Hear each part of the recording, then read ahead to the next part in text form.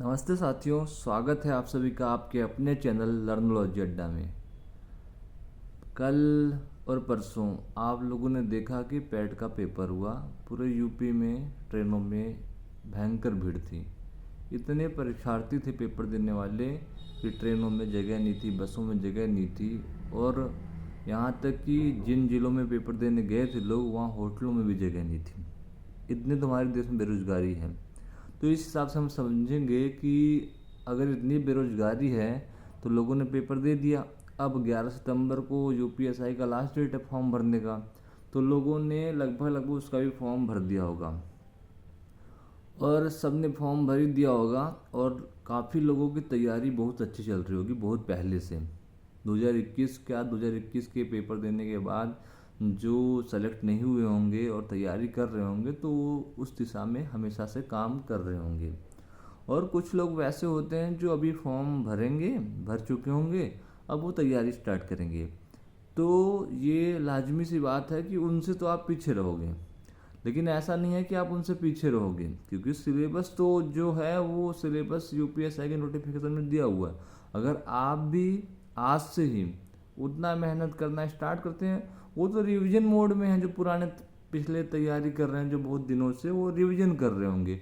लेकिन आपकी जो पहली तैयारी होगी वही रिवीजन भी होगी, वही तैयारी भी होगी। तो आप अगर आज से भी स्टार्ट करते हैं तो आप पीछे नहीं हैं। उनका रिवीजन हो रहा, दूसरी तीसरी बार रिवीजन हो रहा होगा, लेकिन आपका पहली बार में ही अगर आप चाहेंगे, रिवीजन और पढ़ाई एक साथ हो सकती है। तो हार नहीं मानना है। फॉर्म भर दिया है तो तैयारी करिए।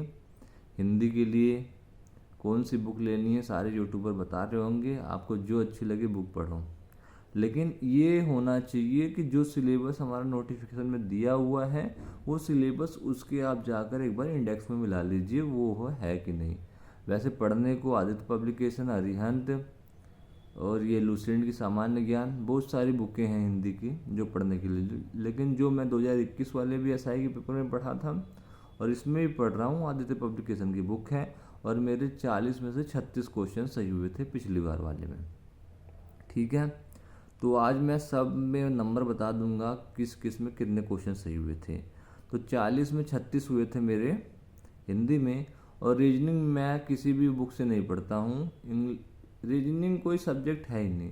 रीजनिंग का तो आपको क्या करना है कि आप जो भी प्रीवियस क्वेश्चन पेपर हैं एसएससी सीजीएल के, यूपीएसआई के, या जो भी पेपर हो रहे होंगे पूरे भारत के अंदर, उसके रीजनिंग को आप लगाइए। रीजनिंग आपका सही हो जाएगा और उसी हिसाब से पेपर में आएगा, आप सॉल्व कर लेंगे। रीजनिंग कोई विषय नहीं है। अगर आप अच्छा सोचते हैं, तर्क शक्ति आपकी अच्छी है, तो आप रीजनिंग के क्वेश्चन सारे अच्छे से सॉल्व करोगे। और मेरे रीजनिंग में 40 में से 35 प्रश्न सही हुए थे। अब बात आती है जहाँ पर हम फेल हुए। फेल क्या हुए, मतलब उसमें कम मार्क्स होने से फाइनल मेरिट में जगह नहीं बना पाए। तो आते हैं हम मैथ को मैंने उतना समय नहीं दिया, जो सबसे ज़्यादा समय दिया उसमें तो और भी कम नंबर है।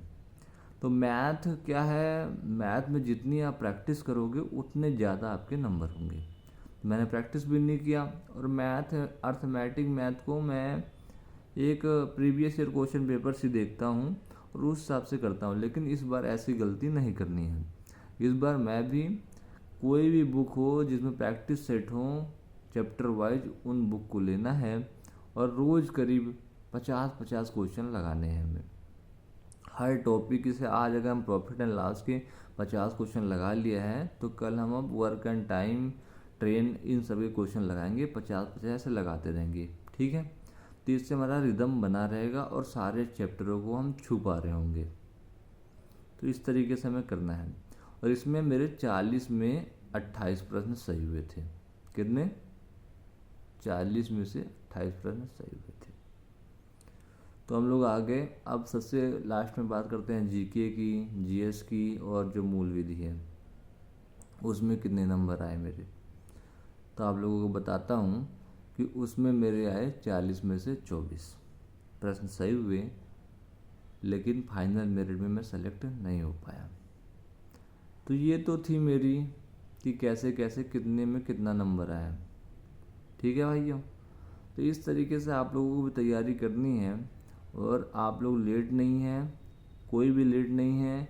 जो पिछली बार रह गए थे वो इस बार नौकरी ले सकते हैं, कुछ नए लड़के नौकरी ले सकते हैं, इसमें कोई दिक्कत की बात नहीं है। तैयारी जम के करिए। पैड दे रखा है आपने, पैड में भी अच्छा नंबर आया होगा अगर आप तैयारी कर रहे होंगे तो। और उसके बाद जो भी पैड से एग्ज़ाम होंगे उनमें भी आपके अच्छे नंबर आएंगे और आप वहाँ भी नौकरी ले सकते हो। लेकिन यूपीएसआई ज़बरदस्त नौकरी है, रुतबा है आपका। अगर आप यूपीएसआई हैं तो किसी भी पुलिस के अगर आप एसआई हैं तो आपका रुतबा है। तो इस तरीके से तैयारी करनी है आपको। और इसके साथ साथ ही आपको क्या चाहिए कि आप फिजिकल की भी तैयारी करते रहें। अगर आप दौड़ नहीं पा रहे हैं अभी तो चलना स्टार्ट करिए। डेली के 8-10 स्टेप्स चलिए। उसके बाद धीरे धीरे जब पेपर दे लें आप तो आप रनिंग स्टार्ट करिए। शरीर को ढीला नहीं छोड़ना है, आधे 1 घंटे डेली चलना है। तो इस तरीके से आप काम करिए। मैं भी आपके साथ हूँ, मैं भी तैयारी कर रहा हूँ। पिछली बार रह गया था लेकिन इस बार कोशिश है। कोशिश क्या, इस बार मतलब दृढ़ संकल्प है कि इस बार वर्दी लेनी ही लेनी है। धन्यवाद आप सभी का। और आपको जो भी क्वेश्चन हो मुझसे पूछ सकते हो कि कौन सी बुक कहाँ से पढ़नी चाहिए, या बुक नहीं ले पा रहे हैं तो कौन से यूट्यूब चैनल से पढ़ना चाहिए, पेड कोर्स लेना चाहिए कि नहीं लेना चाहिए, मैं आपको सब बताऊंगा। और ऐसा नहीं है कि अगर आप पेड नहीं लेते हैं ऑफलाइन ऑनलाइन क्लास तो आपका सिलेक्शन नहीं होगा। मैंने पिछली बार भी कोई क्लासेस कहीं से भी नहीं लिया था, ठीक है। लेकिन सेलेक्ट नहीं हुआ तो आप अभी कह सकते हैं कि आप सेलेक्ट नहीं हुए इसलिए क्योंकि आपने कोचिंग क्लासेस नहीं ली थी। ऐसा नहीं है, यूट्यूब भरमार है। आप अलग अलग सब्जेक्ट अलग अलग चैप्टर के लिए अलग अलग टीचर से पढ़ सकते हैं। इतने फ्री वीडियोज़ हैं यूट्यूब पे, तो टेंशन लेने की कोई ज़रूरत नहीं है। आप पूछिएगा कि ये पॉलिटी कहाँ से पढ़ें, मूल विधि कहाँ से पढ़ें, मैं आपको बता दूँगा। तब तक के लिए धन्यवाद दोस्तों। आप अपनी तैयारी को बेहतरीन रूप दीजिए। मैं आपके साथ हमेशा खड़ा रहूँगा और जब तक यूपीएसआई की सफ़र चलता रहेगा मैं आपके साथ रहूँगा। Thank you.